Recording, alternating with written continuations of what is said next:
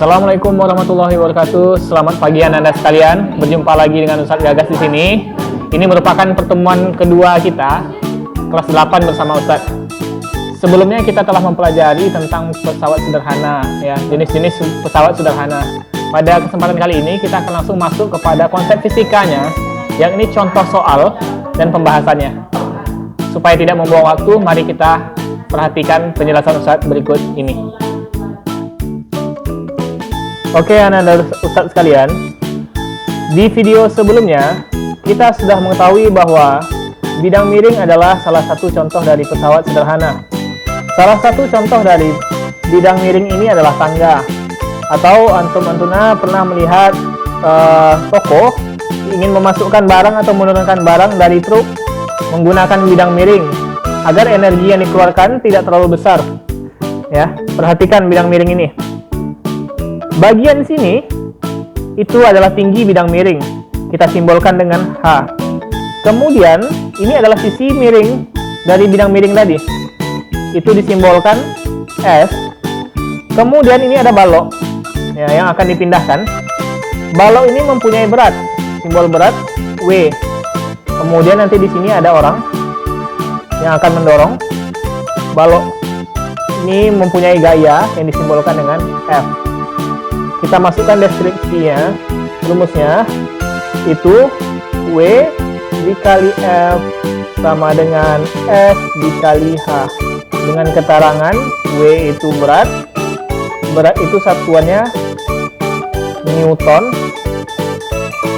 kemudian F itu gaya satuannya juga Newton, S itu panjang bidang miring, itu meter, kemudian H itu adalah tinggi bidang miring. Nah, ini ya rumus yang harus diingat, ya. So kita pahami saja. W ke bawah dikali F ke samping sama dengan S ke samping dikali H ke bawah. Jadi pasangannya samping bawah. Ya, untuk mengingat rumusnya. Mari kita masuk kepada contoh soal. Oke, kita masuk kepada contoh soal. Tadi kita telah mengetahui rumus ini dan akan kita aplikasikan kepada contoh soal, ya. Perhatikan soalnya. Sebuah bidang miring memiliki tinggi 10 meter, panjang bidang miring 5 meter, berat balok tadi 25 Newton. Berapa gaya yang dibutuhkan orang, kekuatannya, untuk dapat mendorong balok sampai ke atas melalui bidang miring? Salah satu hal wajib yang harus antum lakukan ketika menjawab soal fisika adalah membuat diketahui. Ya. Di sini ada kata tinggi. Tinggi tadi kita temukan di sini simbolnya H. Jadi kita buat H 10 meter. Panjang bidang miring.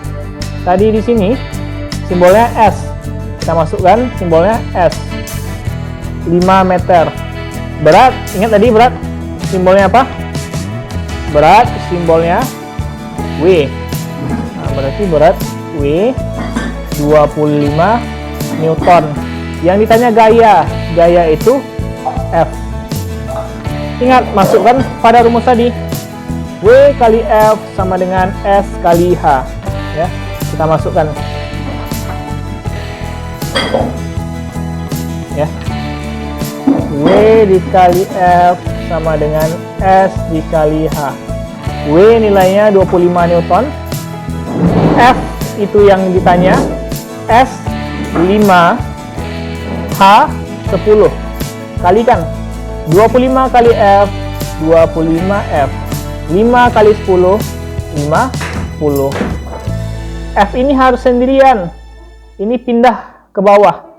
Jadi 50 bagi 25 sama dengan 2 Newton. Ya. 25 kali F, 25F. 5 kali 10, 50. F ini supaya sendirian, ini jadi pindah ke bawah, jadi bagi. 50 bagi 25, 2 Newton. Berarti gaya yang dibutuhkan seseorang tadi untuk mendorong balok melalui bidang miring adalah 2 Newton. Antum antuna, ya mungkin bukan zaman antum antuna lagi, ya masa ya. Kalau zaman Ustadz, zaman ayah bunda, itu mungkin masih mandinya menggunakan alat yang disebut dengan katrol. Alat ini biasanya dipakai orang untuk menarik air dari sumur, ya, supaya tenaganya tidak berat. Untuk pendahuluan, katrol ini terbagi menjadi dua. Satu katrol tetap.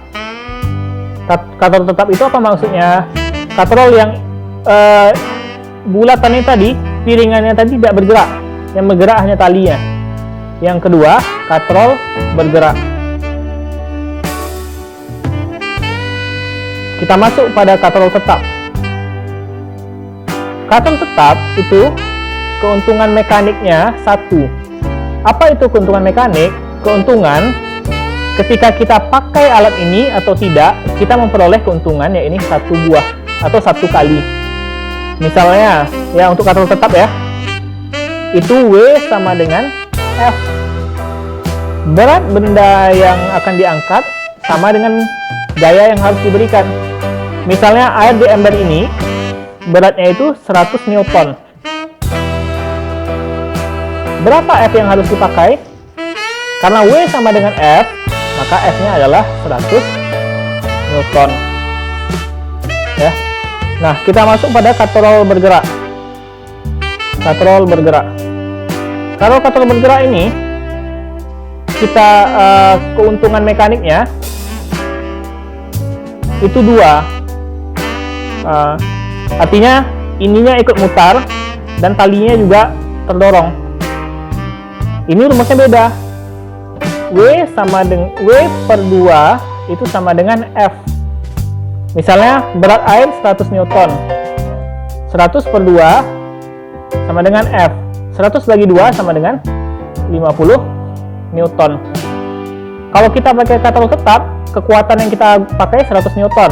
Kalau dia bergerak, karena dia dibagi 2, tenaga kita jadi setengahnya. Jadi kita tidak terlalu capek apabila menggunakan katrol bergerak.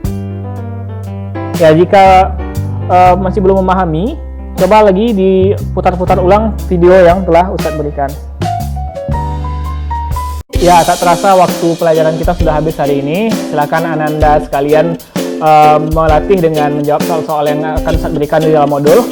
Sekian perjumpaan hari ini, semoga menyenangkan. Assalamualaikum warahmatullahi wabarakatuh.